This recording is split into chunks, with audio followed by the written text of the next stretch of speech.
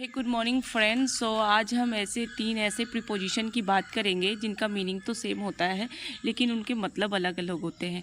और अगर हम समझ पाएंगे कि उनको हम किस सेंस में यूज़ करते हैं तो कोई भी कॉम्पिटिटिव एग्जाम्स की ग्रामर सेक्शन आराम से हल हो जाते हैं, सॉल्व हो जाते हैं, क्योंकि आजकल एग्ज़ाम्स में प्रीपोजिशन बहुत अच्छे से पूछे जाते हैं। तो हमारा पहला प्रीपोजिशन है बीनीथ, दूसरा है अंडर और तीसरा है बिलो। ये तीनों प्रीपोजिशन को हम प्रैक्टिकली मैं आपको समझा के दिखाऊंगी कि हम लोग कब उसका यूज़ करेंगे। पहला प्रीपोजिशन है हमारा बीनीथ।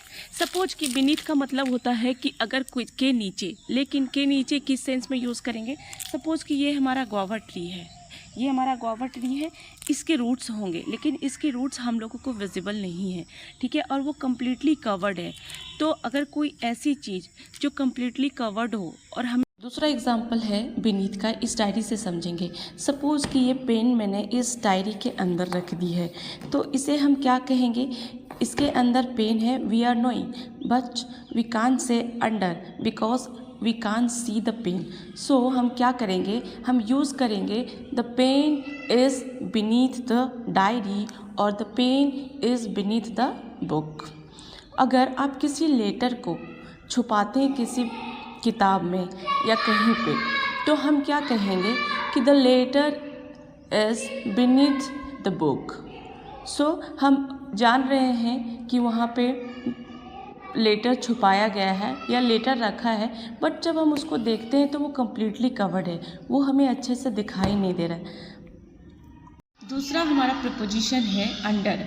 चलिए अंडर को समझते हैं कि हम कब उसका यूज़ करेंगे। तो आप देख पा रहे होंगे देयर इज़ अ बेड। यहाँ पे एक बेड है और उसके नीचे एक वाइपर रखी हुई है। तो वाइपर हम कम्प्लीटली देख पा रहे हैं, तो हम यूज़ करेंगे कि the viper is under the bed. The viper is under the bed. It means कि हम वाइपर को भी देख पा रहे हैं और वो बेड के नीचे यूज़ होगा। तो आपको जब भी कुछ ऐसी चीज़ें मिले जो आपको ये सेंस दे कि वो कम्प्लीटली विजिबल है और वो किसी चीज़ के अंदर रखी हुई है और एक दूसरे से टच्ड नहीं है, तो हम यूज़ करेंगे अंडर का। दोस्तों हमारा जो तीसरा प्रीपोजिशन है वो बिलो।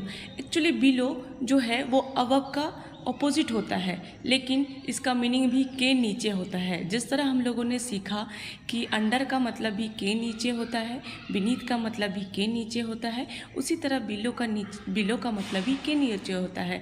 लेकिन हम बिलो का कब यूज़ करेंगे ये भी मैं आपको बताती हूँ। बिलो का यूज़ हम जब करेंगे, सपोज़ कोई बिल्डिंग है हमारा, सपोज़ मैं फर्स्ट फ्लोर में रहती हूँ और कोई मेरे सेकेंड फ्लोर में रहता है, तो when there is a vertical comparison of something then we will use below. Like my house is below the saloon. और let's understand it with the practical example. Suppose तो यहाँ आप देख पा रहे तीन तो आप यहाँ देख पा रहे हैं तीन बालकनी है, फर्स्ट सेकेंड एंड थर्ड। सो हम लोग बिलो का यूज़ कब करेंगे, जब हम कहेंगे कि the first balcony is below the second balcony is below the third.